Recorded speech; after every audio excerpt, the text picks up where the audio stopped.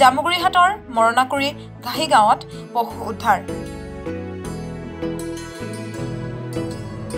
প্ৰকৃতিপ্ৰেমী যুৱক বিভূতি হাজৰিকাৰ বন্যপ্ৰাণী প্ৰেমৰ উৎকৃষ্ট নিদৰ্শন।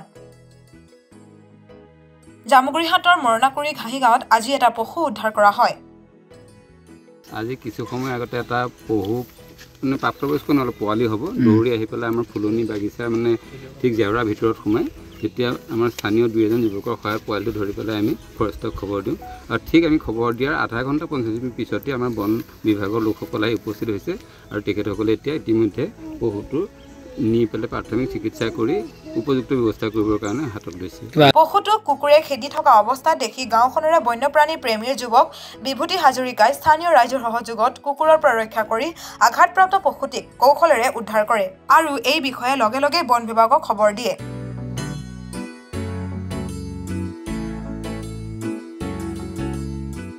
আমাৰ সন্মানীয় গাঁৱৰে বিভূতি হাজৰিকা দেৱে বহুতো প্ৰত্যক্ষ কৰিছিল। প্ৰথমতে কেইটামান কুকুৰে খেদিছিলে, কামুৰিব পৰা নাছিলে আৰু জেওৰাৰ ফাঁকত সোমোৱাৰ পিছত তেখেতসকলেই বহুতো গাঁৱৰ কেইজনমান যুৱকৰ সৈতে লগ হৈ বহুতো কৰায়ত্ব কৰিলে, কৰি পেলাই ভালকৈ বান্ধি পেলাই ৰাখি পেলাই আমাক জনালে আৰু আমি লগত ফৰেষ্ট ডিপাৰ্টমেণ্ট বা আমি যি সংবাদ মাধ্যম আমি খবৰ দিলোঁ, লগত আপোনালোকো আহিল আৰু ফৰেষ্ট ডিপাৰ্টমেণ্টৰ মানুহো আহিল। বহুতো অকণমান আঘাতপ্ৰাপ্ত হৈছে, তাৰ কাৰণে যি প্ৰাথমিক চিকিৎসা আছে তেওঁলোকে কৰিম বুলি আমাক প্ৰতিশ্ৰুতি দিছে।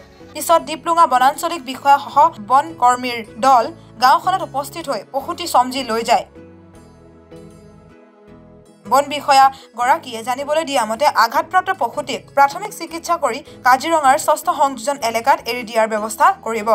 আমি এতিয়া ইয়াত উপস্থিত পালোঁ হৰুহি স্থানীয় ৰাইজৰ খবৰ দিয়াত তেখেতলোকে আমাক জনালে যে এনেকৈ ইয়াত পশু এটা উদ্ধাৰ হৈছে। আমি এতিয়া এই প্ৰায় 11:45 মানত আহি উপস্থিত হ'লোঁ। আমি এতিয়া চালোঁ পশুটো কেনেকুৱা কি অৱস্থাত আছে। দেখিলোঁ আমি তেওঁ অলপ আঘাতপ্ৰাপ্ত হৈছে।